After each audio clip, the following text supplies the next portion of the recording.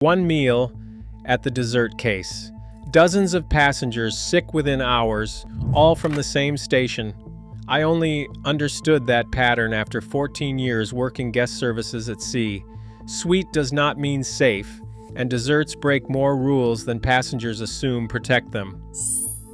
These are the 15 cruise ship desserts I watched cause the most trouble, straight from a former crew member who saw it happen every sailing, ranked from bad to worst. Number 15. The factory buffet cakes and pastries that look almost too perfect. Most passengers assume that gorgeous slice came out of the ship's kitchen an hour ago. It didn't. A large share of buffet cakes and layered pastries arrive frozen from a shoreside supplier, get thawed in bulk, and sit on display for hours under the same lights that dry out everything else on that table. The result is either sickly sweet or bone dry, and neither is a coincidence.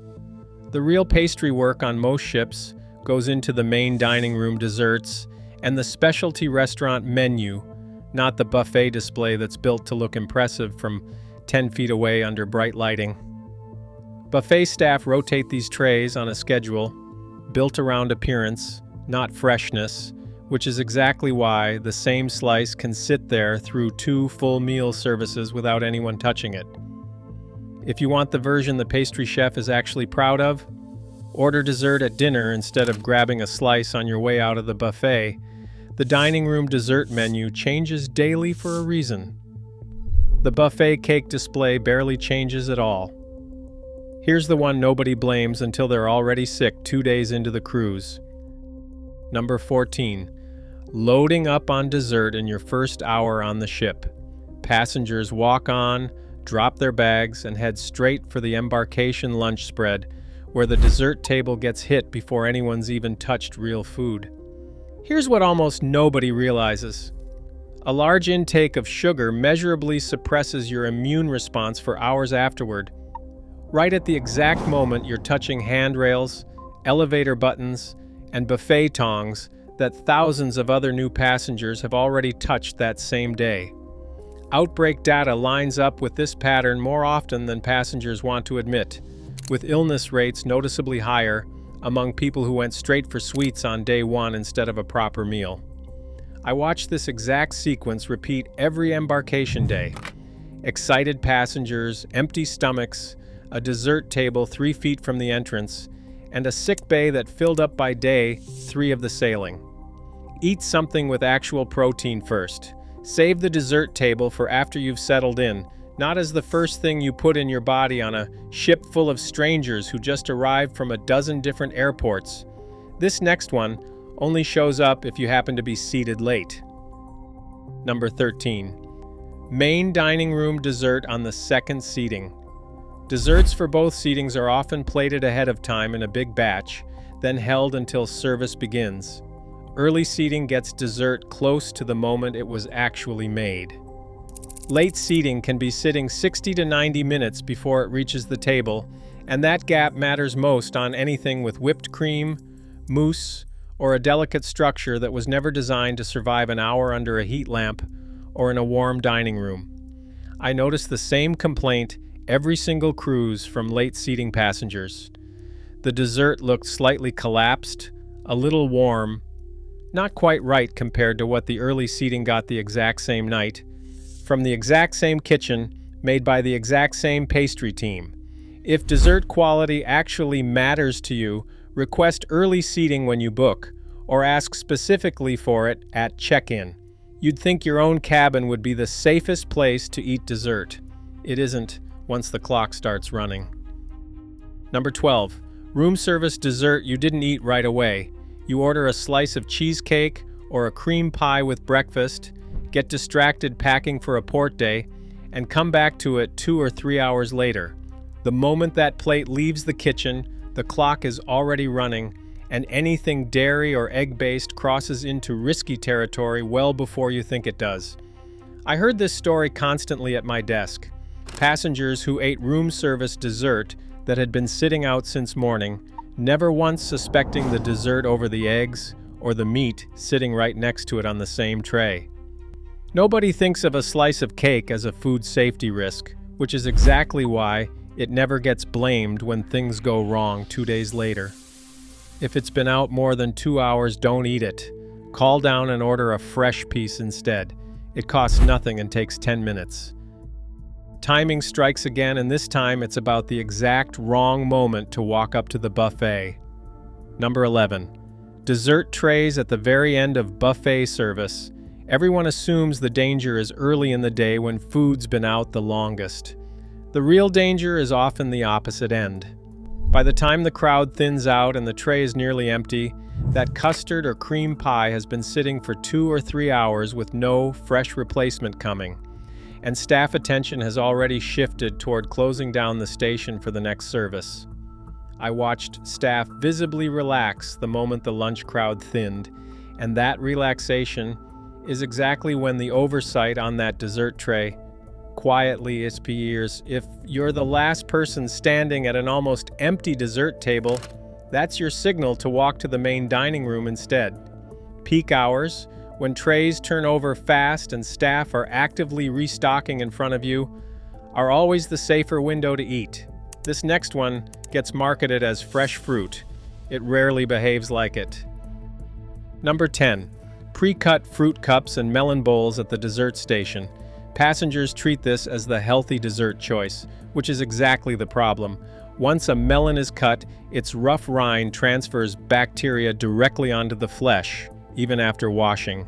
And that fruit bowl was often prepped the night before, then held in an open container for hours more once it hit the buffet. I watched more quiet stomach complaints trace back to the fruit bowl than passengers ever expected, because nobody thinks of fruit as risky, and it never even makes the list of suspects when someone comes to my desk feeling sick 2 mornings later. Grab a banana or an orange instead, something with intact skin that you peel yourself right before eating. Skin still on until the moment you touch it changes the entire risk profile.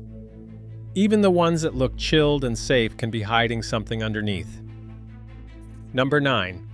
Open tray cheesecakes and soft cheese-based desserts.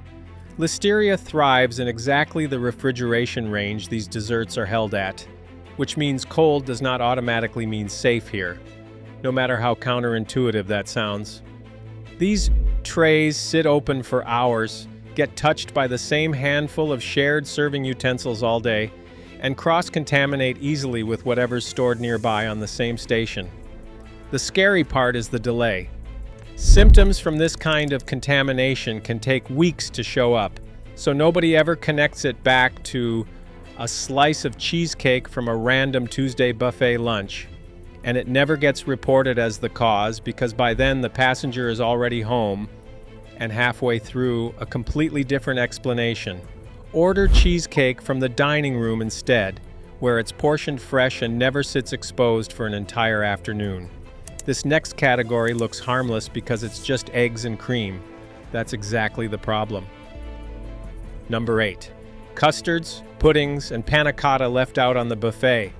These desserts are built from the same ingredients that make bacteria multiply fastest: eggs, dairy, sugar, and moisture, all held at a temperature that's neither properly hot nor properly cold. After an hour under buffet lighting, they start to weep, shrink, and separate at the edges, and that visible change is your warning sign that the temperature already slipped somewhere it shouldn't have hours ago. I trained myself to check one thing before ever touching one of these. Does the dish still look firm and cold, or has it gone soft and glossy on top? Soft and glossy means walk away immediately. Firm and properly chilled means it's probably fine to eat. Toppings feel harmless. They're actually one of the least supervised stations on the ship. Number 7. Open bowls of whipped cream and mascarpone at the dessert bar. Whipped toppings left in an open bowl at room temperature start to collapse and sour faster than almost anything else on that table. And once it's gone off, it still looks exactly like whipped cream from a distance, which is exactly what makes it dangerous. Passengers scoop from the same bowl all day with the same shared spoon, and nobody's checking that bowl's temperature. the way staff would check a hot entree station a few feet away. If the topping's flat, watery at the edges, or slightly yellow instead of bright white, that's your sign it's been sitting far too long. Ask for a fresh dollop added by staff at a plated dessert instead of self-serving from an open bowl that's been sitting since lunch service. This next station feels like a treat. It's actually one of the least monitored spots on the entire ship. Number 6. Communal sundae and toppings bars. Every topping container gets its own scoop in theory, but in practice, spoons migrate between the caramel, the sprinkles, and the fruit compote all day long, because nobody's specifically watching that station the way they watch the carving station right next to it. I saw kids reach directly into topping bins more times than I could count, and adults do the exact same thing the moment they think nobody's paying attention to them. If you want a sundae, ask a staff member to build it for you at a counter with proper portioning and clean utensils. It takes 30 extra seconds and removes the entire self-serve risk in one simple move. Now we're getting into the ones I genuinely avoided myself for 14 years straight. Number 5. Soft serve ice cream from the self-serve machine. These machines need to be fully taken apart and sanitized every single day, not just rinsed on the outside, and when that step gets rushed or skipped, bacteria builds up inside the internal components where nobody can see it from the outside. Outbreaks tied directly to cruise ship soft-serve machines have been documented more than once, and the exposure on a ship is concentrated because thousands of passengers pull that exact same lever every single day of the sailing. The machine can look spotless from where you're standing and still be a genuine problem on the inside, and on busy sea days when the machine runs non-stop, the cleaning window only gets shorter and the risk quietly climbs. Grab a pre-packaged ice cream bar instead. It's sealed until you open it yourself, and nobody's hands have touched it before yours. This next one looks festive. Underneath that, it's one continuous loop of contamination. Number 4. The communal chocolate fountain. Hundreds of passengers dip into that same flowing stream over a single evening, and the chocolate itself only runs around 100 degrees, warm enough to stay liquid, nowhere near hot enough to actually kill anything introduced into it. There's no filtration step, removing what goes in along the way. Every double-dipped strawberry, every finger that brushes the stream, all of it just keeps circulating through the entire system for hours on end. I watched that fountain during busy sea days for 14 years straight and never once used it myself, not one single time, and I never saw another crew member touch it either. The individually portioned chocolate desserts sitting right next to it, in the pastry case, are made in a controlled kitchen and sealed until you pick one up yourself. Choose those instead, every single time you're tempted. This next one gets marketed as the guilt-free choice. It's actually the ship's most efficient laxative. Number 3. Sugar-free desserts loaded with sugar alcohols. Cruise lines lean on sorbitol, mannitol, and maltitol to sweeten sugar-free cakes and gelatins because they're cheap and shelf-stable. But these compounds are poorly absorbed by your gut no matter how healthy the label makes them sound.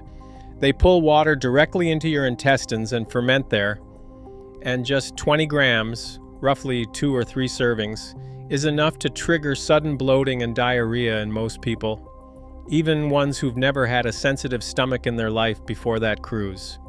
Passengers get hit with this hours later and blame the seafood, the buffet, anything except the sugar-free cake they had seconds of at dinner the night before, because sugar-free sounds like the safe choice on the entire dessert table when it's often the opposite. If you're diabetic or watching sugar intake, stick to one small portion, not 3, and never assume sugar-free automatically means consequence-free. We're into the final 2 now, the ones I genuinely never touched myself, not once in 14 years. Number 2. Buffet mousse, tiramisu, and any dessert built on raw or barely cooked egg. Traditional recipes for these desserts use raw yolks for texture and structure, and while many ships have moved to pasteurized eggs in their kitchens, you have no real way of confirming that standing at the buffet line looking at a tray under glass. Add in hours of sitting at inconsistent buffet temperature, and you've got the exact combination that lets salmonella and listeria take hold and multiply undetected. I never once saw a crew member eat buffet tiramisu, not because we knew something specific was wrong with that particular batch, but because the pattern of who got sick made the lesson obvious after the first year on the job. Order these same desserts from the main dining room or a specialty restaurant instead, where they're plated fresh, portioned individually, and never exposed to open air for an entire afternoon the way the buffet version always is. Ask your waiter, "Is this made with pasteurized egg?" and watch how quickly they answer. A confident, immediate yes means the kitchen actually knows. Hesitation means guess for yourself. And the one dessert category I watched caused more quiet illness than anything else in the sweet section, hands down, more than every other item on this list combined. Number 1. Any cold, creamy dessert on the buffet that no longer looks properly chilled. Cheesecake, cream pie, panna cotta, mousse cups, it doesn't matter which one specifically. The rule is the same across every single one of them. The rule that mattered most in 14 years was always identical.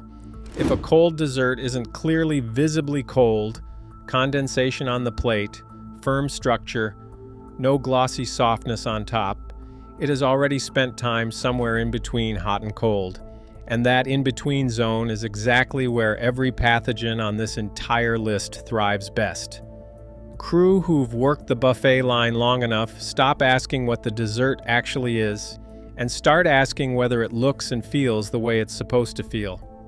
That one habit, checking before you take the bite instead of just trusting the label or the display, is the single biggest difference between a great night on board and a ruined one spent near a bathroom for the rest of your cruise. You don't need to skip dessert for the rest of your life.